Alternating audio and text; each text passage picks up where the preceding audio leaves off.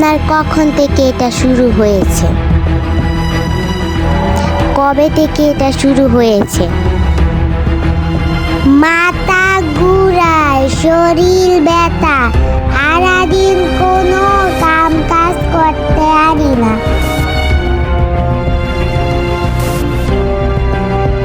আমি